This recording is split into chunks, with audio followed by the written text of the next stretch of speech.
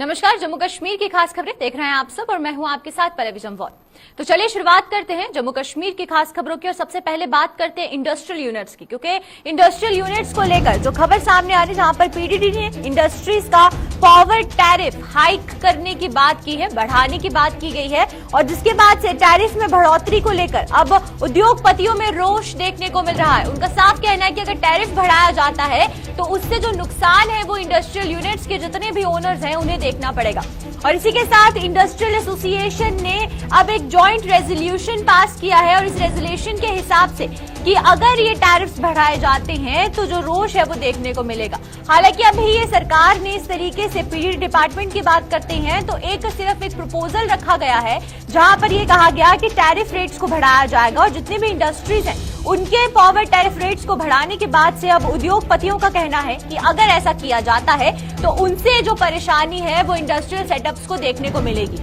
और उद्योगपतियों ने एलजी से अब टैरिफ में छूट की गुहार लगाई है, क्योंकि जब आपको ये हो कि जिस तरीके से इंडस्ट्रियल एसोसिएशन ने अगर तो इस तरीके से टैरिफ को बढ़ाया जाएगा तो टैरिफ बढ़ने की वजह से जो नुकसान है वो सीधा तौर पर इंडस्ट्रियल सेक्टर पर पड़ेगा और इंडस्ट्रियल सेक्टर पर अगर नुकसान पड़ता है तो हर एक चीज पर जो उसका असर है वो देखने को मिलेगा। तो इसको लेकर अब एक जॉइंट रेजोल्यूशन इंडस्ट्रियल एसोसिएशन द्वारा पास किया गया है, जहां पर उन्होंने एलजी मनोज सिन्हा से गुहार लगाई है कि जो टैरिफ है उसमें थोड़ी सी छूट उन्हें दी जाए और छूट की गुहार यहां की गई है। लेकिन अब ये जो रेजोल्यूशन पास किया गया है इस पर क्या कुछ चीजें बताई गई हैं, क्या कुछ चीजें मेंशन की गई हैं, वो जानना भी बहुत जरूरी है, क्योंकि इस प्रपोजल के बाद, पीडीडी के प्रपोजल के बाद इंडस्ट्रीज पावर टैरिफ के बढ़ाने को लेकर जो ये देखने को मिला कि उद्योगपतियों में जो रोष है वो साफ है। लेकिन वहीं पर हमारे साथ आज बातचीत करने के लिए हमारे साथ हमारे स्टूडियो में प्रेसिडेंट ऑफ बड़ी ब्राह्मणा इंडस्ट्रियल एसोसिएशन के ललित महाजन यहाँ पर जुड़ चुके हैं। तो चलिए आइए ललित जी से जानते हैं। ललित, आपसे ये मैं जानना चाहूंगी कि जिस तरीके से अब हमें देखने को ये मिल रहा है कि पावर टैरिफ के लेकर जो प्रपोजल रखा गया है सामने और सरकार का ये कहना है कि टैरिफ बढ़ाया जाएगा, तो अगर पावर टैरिफ बढ़ाया जाता है तो इससे जो इंडस्ट्रीज है उस पर किस तरीके से असर पड़ेगा? कल जो हमारी एक चैम्बर ऑफ कॉमर्स के प्रेसिडेंट के साथ मीटिंग हुई है, उस मीटिंग का मेन जो एक वो था, मेन इशू यही था कि जो प्रपोज पावर टैरिफ है गवर्नमेंट क्या कर रही, जो उसको उन्होंने प्रपोज किया कि 54% से 70% तक वो पावर टैरिफ को इंक्रीज करने जा रही है। तो इसका इम्पैक्ट ये इंडस्ट्री पे इसका इम्पैक्ट जो आएगा कि जो रनिंग यूनिट है उन यूनिट की जो वो यूनिट अनवायबल हो जाएंगे। अभी हमारे पास अभी पीछे जिस दिन इस पे पब्लिक हियरिंग थी तो कठुआ से चिनाब टेक्सटाइल है, उनके पास 9000 वर्कर्स काम करते हैं जी। उनका अभी पावर टैरिफ, उनका पावर बिल आता है अभी 50 करोड़ का। नया अगर प्रपोज ये इन्होंने इम्प्लीमेंट कर दिया तो उसका पावर बिल चल जाएगा 90 करोड़ रुपया। तो उन्होंने हमको बोला कि उनके पास कोई ऑप्शन नहीं है, हम उसको जो है हम अपना यूनिट यहाँ से बंद कर जाएंगे। और उनका एक उनका नया यूनिट है जो लगाने जा रहे थे 900 करोड़ के इन्वेस्टमेंट से और अराउंड 10,000 लोगों को उन्होंने उसमें एम्प्लॉयमेंट देनी थी, तो उन्होंने उसको भी उन्होंने होल्ड पे रख दिया। जी ललित जी, आपसे ये भी जानना चाहूंगी कि जब ये टैरिफ बढ़ाने की बात की जा रही है, यानी कि जो प्रपोजल यहाँ पीडीडी डिपार्टमेंट द्वारा रखा गया है, तो कारण क्या कुछ बताया जा रहा है कि क्यों? क्योंकि जब डोमेस्टिक टैरिफ नहीं बढ़ाया जा रहा तो इंडस्ट्रियल टैरिफ क्यों बढ़ाया जा रहा है? ऐसा जी, इन्होंने बड़ी एक लैंडस्लाइडली क्या किया है कि इनके जो ट्रांसमिशन लॉसेज है ना, ये पिछले 4 साल में ट्रांसमिशन लॉसेज कंट्रोल नहीं कर पाए जी। जब लास्ट पावर टैरिफ का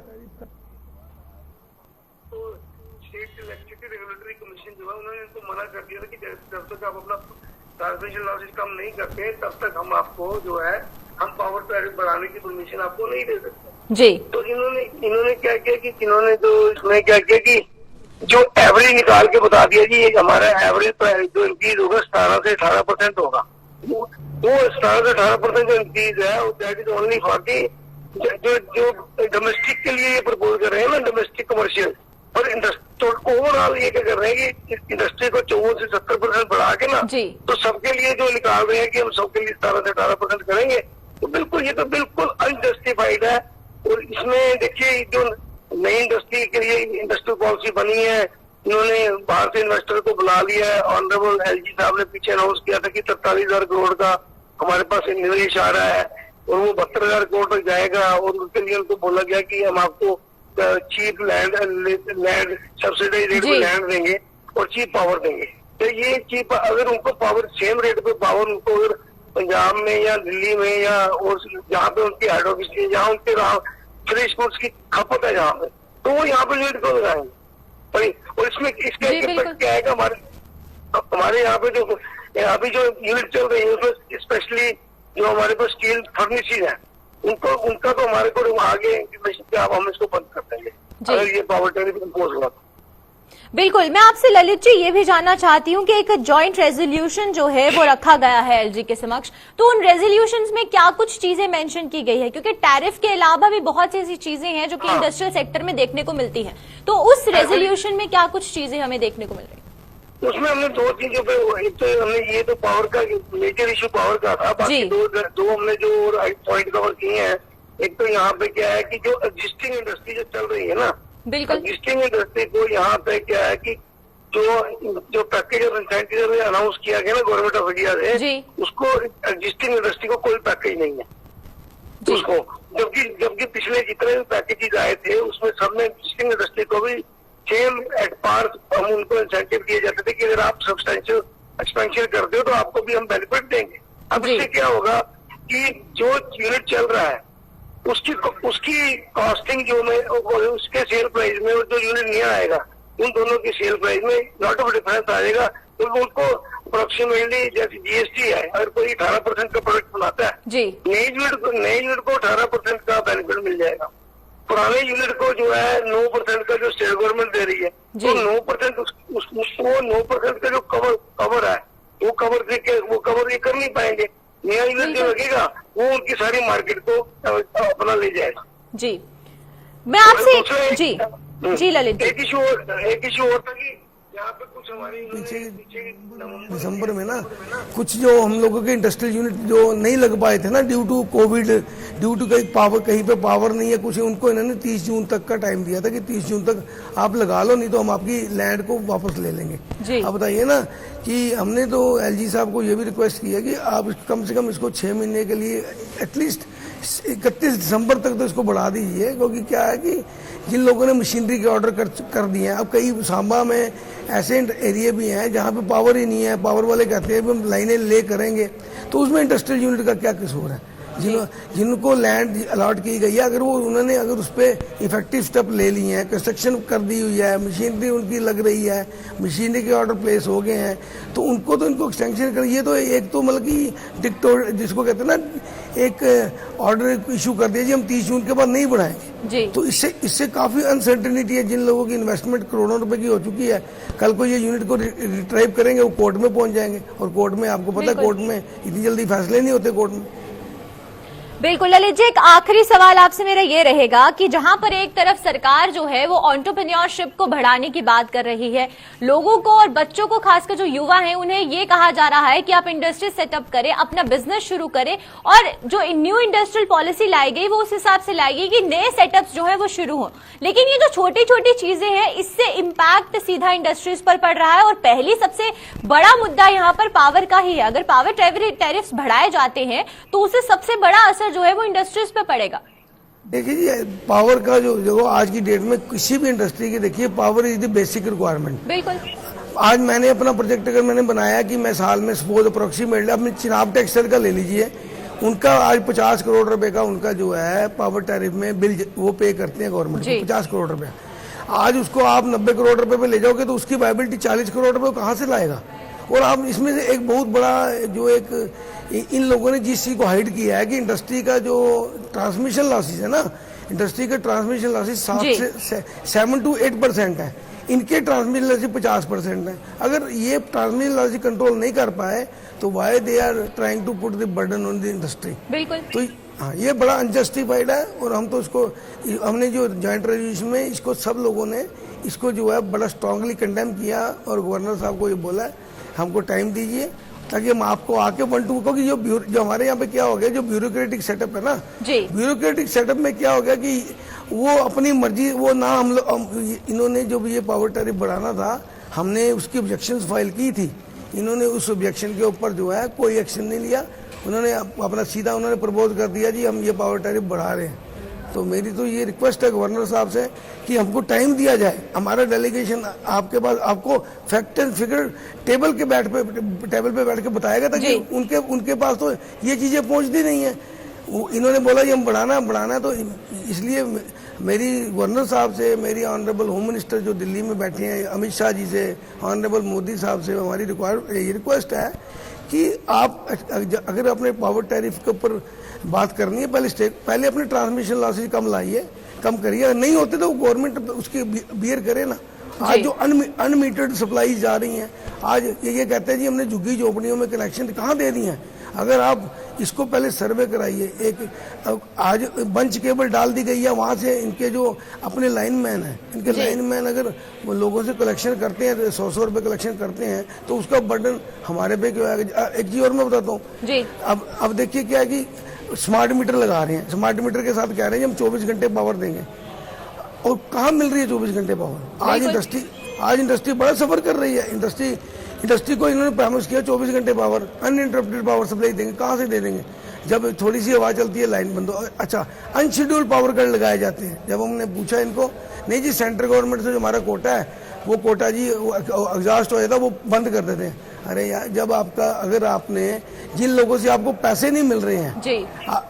मैं तो कहता हूँ इनको हमारे ग्रिड स्टेशन वाइज ना पावर की देखनी चाहिए कि किस ग्रिड स्टेशन में कितनी पावर सप्लाई हो रही है और कितना रेवेन्यू आ रहा है, उसके हिसाब से आप रेवेन्यू सेट करो ना।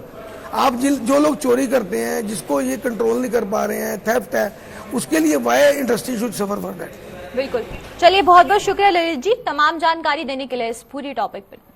तो ये थे हमारे साथ प्रेसिडेंट ऑफ बड़ी ब्राह्मणा इंडस्ट्रियल एसोसिएशन ललित महाजन, और वहीं पर हमें देखने को मिल रहा है कि इंडस्ट्रियल्स जितने भी हैं उनका साफ कहना है कि अगर पावर टैरिफ को बढ़ाया जाता है तो उससे जो नुकसान है वो इंडस्ट्रियल सेक्टर पर साफ देखने को मिलेगा, जिसके बाद से एक जॉइंट रेजोल्यूशन एलजी को भेजा गया है।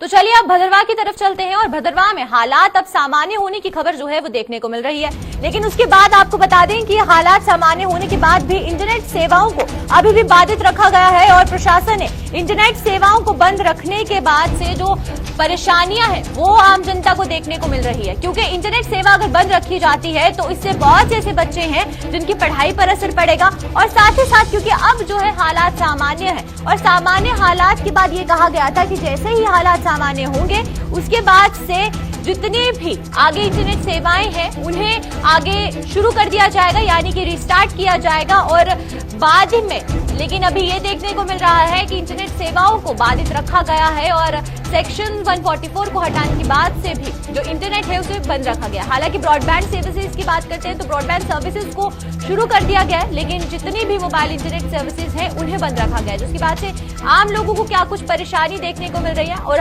हाँ, अगर बात करते हैं हम लोग ग्राउंड रियलिटी की, तो भदरवा से किस तरीके की तस्वीरें सामने आ रही हैं और क्या कुछ खबरें आ रही हैं, तो चलिए आइए तमाम जानकारी के लिए कहर सिंह हमारे साथ हमारे संवाददाता जुड़ चुके हैं। कहर, आपसे ये जानना चाहेंगे, पहले भदरवा की बात करते हैं, तो हालात अब किस तरीके से भदरवा में देखने को मिल रहे हैं? जी, आज तकरीबन 10 दिन हो गए पूरी तरह जो कर्फ्यू जो लगाया गया, तो 2-3 दिन पहले कर्फ्यू को लिफ्ट किया गया। आज और कल, यानी कल के दिन भी सुबह 7 से शाम 7 बजे तक कर्फ्यू था। आज के दिन भी सुबह 7 से और जो शाम 7 बजे तक कर्फ्यू है। कई जगहों पर जो भदरवा की हम बात करें तो ठाठरी, चुराला या गुदो की बात करें, वहां पर इंटरनेट की सेवाएं कल ही जो खोली गई है, लेकिन भदरवा के अंदर अभी भी इंटरनेट की सेवाएं बंद है। बाकी डोडा डिस्ट्रिक्ट के दूसरे जो इलाके वहां पर सभी जगहों पर जो नेट चल रहा है, लेकिन भदरवा में अभी भी इंटरनेट के लिए जो लोग इंतजार कर रहे हैं। और कर्फ्यू जो सुबह 7 बजे से शाम 7 बजे तक है, लेकिन कोई भी वायलेंस जो इतने दिनों में देखने को नहीं मिल रही है। 10वां दिन आज एंटर हुआ, लेकिन लोग जो शांति बनाए रखे हैं, किसी भी प्रकार की कोई वायलेंस जो अभी तक देखने को नहीं मिली है। अब इंतजार ये होगा कि क्या आज के दिन शाम को, जिस तरह से कल के दिन कुछ इलाकों में इंटरनेट खोला गया था, क्या आज के दिन शाम को एडमिनिस्ट्रेशन कोई फैसला करती है कि इंटरनेट चाहिए? क्योंकि यूथ जो इंतजार कर रहा है कि और अपील भी कर रहा है कि एडमिनिस्ट्रेशन जल्द से जल्द इंटरनेट खोले, लेकिन अब देखना यह है कि क्या शाम तक ये इंटरनेट खुलता है या नहीं, क्योंकि पूरे दिन अभी भी कर्फ्यू जारी है। रात के लिए तो पूरे दिन कर्फ्यू जो खोला जाता है और रात के लिए जो है कर्फ्यू फिर से लगाया जाता है। अब इंतजार लोगों को यही रहेगा कि क्या डिसीजन एडमिनिस्ट्रेशन की ओर से आता है। जी बिल्कुल कहर, आपसे ये भी जानना चाहेंगे, जिस तरीके से रिस्ट्रिक्शंस जो थी वो मीडिया पर भी देखने को मिल रही थी, तो क्या अब मीडिया से जो रिस्ट्रिक्शंस है वो हटाई गई हैं या नहीं? जी बिल्कुल, 2-3 दिन तो पूरी तरह जो रिस्ट्रिक्शन जो मीडिया पर लगाई गई थी, किसी को भी जो बाहर निकलने की अनुमति नहीं थी या कवरेज करने की अनुमति नहीं थी। लेकिन अब आस्ता आस्ता जैसे कर्फ्यू को ढील दी जा रही थी, यदि 3-4 दिन से जो कंटिन्यू जो ढील दी जा रही है, अब तो कर्फ्यू दिन का तो लिफ्ट हो चुका है लेकिन रात का अभी भी है। लेकिन अभी किसी भी प्रकार की रोक जो मीडिया के ऊपर नहीं है। फिलहाल यही इंतजार सभी कर रहे हैं कि इंटरनेट चले, तो यूथ भी यही अपील कर रहा है। कुछ यूथ से हमने बात की, वो उनका कहना था कि इंटरनेट जो एडमिनिस्ट्रेशन को जल्द से जल्द खोलना चाहिए, क्योंकि भद्रवाह के अंदर अब शांति है और टूरिस्ट जो भद्रवाह के अंदर फंसे थे वो भी कुछ लोग वापस चले गए हैं, कुछ जो उन जगहों पर चले गए हैं भद्रवाह की जहां पर वो जाना चाहते थे। लेकिन फिलहाल भद्रवाह के अंदर जो इस वक्त जो शांति का माहौल है। जी बिल्कुल, एक आखिरी सवाल कहर आपसे मेरा ये रहेगा कि जिस तरीके से रिस्ट्रिक्शंस को अब हटाया जा रहा है आहिस्ता आहिस्ता और जो हालात है वो सामान्य हुए, लेकिन जिन लोगों पर इस पूरे मामले को लेकर FIR दर्ज की गई थी, क्या उन पर इन्वेस्टिगेशन की जा रही है? जी बिल्कुल, जो एक वीडियो वायरल मस्जिद से हुई थी, वहां से कुछ विवादित जो बयान दिया था, तो उसके ऊपर लोगों ने काफी जो गुस्से का इजहार किया था। उसको जो पकड़ा गया है उसको तो कर्फ्यू के अंदर ही, यानी 2-3 दिन के बाद ही पकड़ा गया है। और परसों भी 9 लोगों को पकड़ा गया है, जुम्मे के पहले दिन 9 लोगों को पकड़ा गया है। और दूसरा जिसने पोस्ट इस प्रकार का डाला था उसके ऊपर भी एडमिनिस्ट्रेशन ने कार्रवाई की है। कुछ ऐसे और भी लोग हैं जिनको अभी आइडेंटिफाई कर रही है एडमिनिस्ट्रेशन, और सबके ऊपर जो कार्रवाई करेगी, क्योंकि जब भद्रवाह के अंदर कर्फ्यू था, बिल्कुल पूरे बाजार को बंद किया गया था, तो ADG जम्मू वहां पर पहुंचे थे, टीम वहां पर पहुंचे थे, तो लोगों से उनकी यही अपील थी कि शांति बनाकर रखें। हम जल्द से जल्द उन लोगों को पकड़ेंगे जो इस प्रकार का जो आपस में जो वायलेंस होता है, इस प्रकार की जो भेदभाव आपस में फैलाते हैं, तो उनको हम जल्द से जल्द पकड़ेंगे। और पकड़ा भी, एडमिनिस्ट्रेशन ने एक अच्छी कार्रवाई की। पहले जो मस्जिद से जो बयान आया था उसको पकड़ा, बाद में 9 लोगों को और डिटेन किया गया। बाकी जिन्होंने पोस्ट जो किया था उनके ऊपर भी एडमिनिस्ट्रेशन की ओर से कार्रवाई की गई। फिलहाल जो शांति भद्रवाह के अंदर बनी हुई है, पिछले जुम्मे को जो बॉयलर्स भद्रवाह के अंदर देखने को मिली थी, लेकिन जो परसों का जुम्मा था उस दिन जो शांति थी, लेकिन पूरे दिन जो भद्रवाह के अंदर कर्फ्यू था उस दिन किसी भी प्रकार की कोई ढील जो दिन को नहीं दी थी। हालांकि 3 बजे से 5 बजे तक ढील जो एडमिनिस्ट्रेशन की ओर से दी गई थी, लेकिन दूसरे दिन यानी अब कल के दिन भी सुबह 7 से शाम 7 बजे तक जो ढील थी, आज के दिन भी सुबह 7 से शाम 7 बजे तक ढील। अब इंतजार यही है कि इंटरनेट कब एडमिनिस्ट्रेशन खोलती है और कितने जल्दी ये फैसला आता है कि अब इंटरनेट भद्रवाह के अंदर चलेगा। जी चलिए, बहुत बहुत शुक्रिया आपका कहर तमाम जानकारी देने के लिए।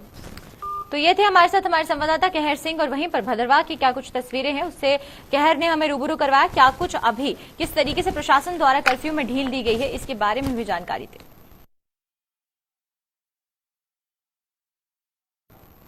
तो चलिए अब गुलमर्ग की तरफ चलते हैं, क्योंकि गुलमर्ग में मौसम ने तब्दीली ली है और बर्फबारी देखने को मिल रही है। इन गर्मियों के मौसम में ज्यादातर जो पर्यटक हैं वो गुलमर्ग की तरफ जाते हैं, और जहां पर अब एक तरफ जो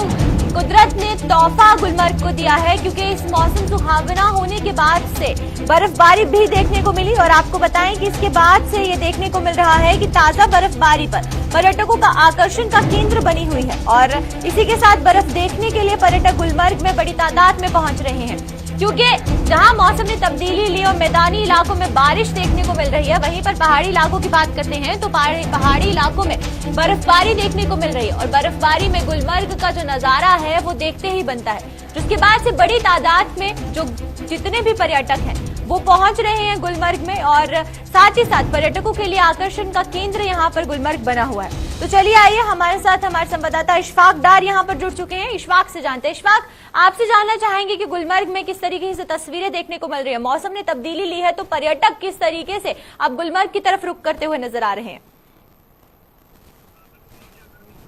बात करें मौसम से पहले जो सर से एडवाइस दीजिए कि आप घाटी में जो है यहाँ पर जो मैदानी इलाके के साथ बारह इलाकों में जो है बर्फबारी की इम्कान जो जताए थे वही अगर हम बात करें यहाँ पर सैयद इमकाम गुलमर्ग में और यहाँ कमरनाथ की जो है वहाँ पर भी जो है हल्की बर्फबारी हुई और वही सैयद इमकाम गुलमर्ग की अफरोज डाम की अगर बात करें यहाँ 2 से 3 इंच की बर्फबारी जो है और हम समझते हैं कि यहाँ पर ये एक किस्म की जो सयाहती एतबार से इसको देखा जाए तो इसे हम ये सोने पे सहारा भी कह सकते हैं क्योंकि लगातार अगर पिछले 2 साल की बात करें तो यहाँ पर जो सयाहत से वाबस्ता जो लोग थे उनकी कहीं न कहीं रोजगार में काफी जो है हम ये समझते हैं कि उनके रोजगार में असर पड़ा था और अब जो है ऐसा भी अब ये लग रहा है कि जिससे से कल यहाँ पर ये बर्फबारी हुई है और ये सयाहत में जो काफी है हम कहेंगे कि काफी एक बार फिर जो जान आ गई और यहाँ पर काफी जगह में सुबह से देख रही है कि सयाहत इमकाम गुलमर्ग के केबल कार के सामने लंबी लंबी जो कतारें हैं और ये सयाह जो बात से आई वो इस तरह उतावले हो गए कि अब सयाहत इमकाम गुलमर्ग में जो केबल कार की नजर है और बर्फ को देखने के लिए जो बाहर के राज्यों से यहाँ पर पर्यटक आ रहे हैं उनका ये मन बना है कि अब पहली बार जो है यहाँ पर इस मौसम में जो है जून के मौसम में जो है बर्फबारी देखने को मिली और इस तरह का जो मौसम है वो कहीं नहीं मिलता है और बाहर के राज्यों से भी जो पर्यटक आए वो काफी खुश हुए हैं और अगर हम यहाँ पर देखें कि मकामी लोग जो है इस वक्त की जो बर्फबारी हुई है इससे काफी चिंतित भी है क्योंकि अगर हम खेती बाड़ी के हवाले से बात करेंगे यहाँ पर मकामी लोगों को जो है सेब के बागात या चेरी के बागात है उनमें काफी इस वजह से नुकसान भी उनको हो सकता है लेकिन सयाहती एतबार से ये बर्फबारी काफी सूदमंद साबित हो सकती है और ये सोने पे सुहागा जो है जैसा है और यहाँ पर काफी जगह जो सयाह गुलमर्ग की तरफ जो है रवा दवा अब हम उम्मीद करते हैं कि जिस तरह से अब घाटी में जो सयाहों की तादाद है जिस तरह से हमारी अफसर से बात हुई तो तकरीबन अफसर गुलमर्ग से बात हुई तो उनका ये कहना है कि पिछले जो संडे था उन जब यहाँ पर तापमान काफी था घाटी में तो 17,000 के करीब जो पर्यटक थे उन्होंने गुलमर्ग का रुख किया तो आज की डेट में आज तमाम जानकारी देने के लिए आपका। तो ये थे हमारे साथ हमारे संवाददाता इशफाक डार और वहीं पर गुलमर्ग की तस्वीरें देखने को मिल रही है जहां पर पर्यटक बड़ी तादाद में गुलमर्ग की तरफ रुख कर रहे हैं। हालांकि आम लोगों को परेशानी आ रही, खासकर किसानों की बात करते हैं तो उनका ये कहना है कि बेमौसम ये जो बर्फबारी हुई है इससे उनकी फसलों को असर पड़ रहा है।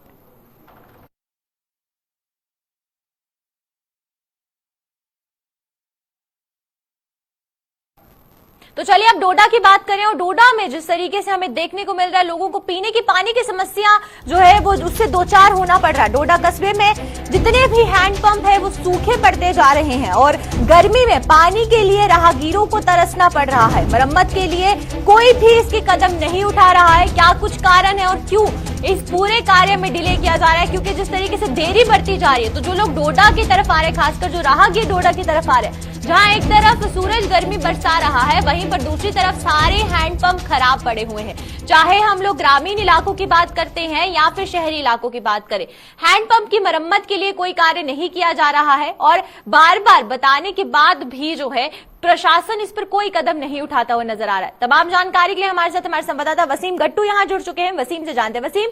मेरा आपसे ये सवाल रहेगा कि जिस तरीके से हैंडपंप जो है वो देखने को मिल रहे हैं कि चल नहीं रहे, खराब पड़े हैं, तो इसको लेकर अभी तक कदम क्यों नहीं उठाया गया? देखिए, आपका ऑडियो क्लियरली आ रहा है। मैं आपका जी वसीम, मेरा सवाल आपसे ये था कि हैंडपंप की बात करें तो हैंडपंप जो है वो खराब पड़े हुए हैं और ये तस्वीरें साफ बता रही हैं कि अगर बस की बात करें, बस स्टैंड जितने भी हैं वहां पर भी राहगीरों को दिक्कतें आ रही हैं, तो हैंडपंप की मरम्मत क्यों नहीं की जा रही है? देखिए, ग्राउंड वाटर डिपार्टमेंट की तरफ से हैंडपंप कुछ सालों पहले लगाए गए थे, लोकेशन पे लगाए गए थे, जैसे गवर्नमेंट मेडिकल कॉलेज है, डोडा का बस स्टैंड है, जहाँ लोगों की गैदरिंग काफी ज्यादा रहती है, वहाँ पे हैंडपंप लगाए गए थे। अगर हम पूरे शहर की बात करें 4 से 5 हैंडपंप ऐसे हैं जो अभी डिफेंस पड़े हुए हैं और लाखों की लागत से इन पे पैसे खर्चे गए हैं और आज तक वो डिपार्टमेंट नहीं लोगों को सही है, ना ही इनकी कोई मरम्मत की गई है, ना ही कोई रिपेयरिंग की गई है। लोगों में कहीं ना कहीं काफी ज्यादा गुस्सा है। एक तरफ से अगर लाखों पैसा सरकार ने खर्चा है इन पे, तो इनको रिपेयर क्यों नहीं किया गया? अगर लगाया गया था लोगों के फायदे के लिए, लोगों को कोई भी फायदा इससे नहीं मिल रहा है। अगर हम डोडा बस स्टैंड की बात करें, वहां पे आना जाना लोगों को काफी ज्यादा रहता है और कई बार हमने इस मुद्दे को लेकर बातचीत की, लोगों से बातचीत की। लोगों का यही कहना है अगर लाखों की लागत से इसे पैसा खर्चा गया है तो आज की डेट में क्यों ये डिफॉल्ट है? कहीं ना कहीं अपने आप में सवाल खड़ा हो रहा है। जी चलिए, बहुत बहुत शुक्रिया वसीम तमाम जानकारी देने के लिए। तो ये थे हमारे साथ हमारे संवाददाता वसीम गट्टू और वहीं पर हमें देखने को मिला कि डोडा बस स्टैंड से भी जो तस्वीरें आ रही जहां पर हैंडपंप की मरम्मत के लिए कोई कार्य यहां पर नहीं किया जा रहा है। तो चलिए, अब तक की जम्मू कश्मीर की खास खबरों में फिलहाल इतना ही। मुझे दीजिए इजाजत। नमस्कार।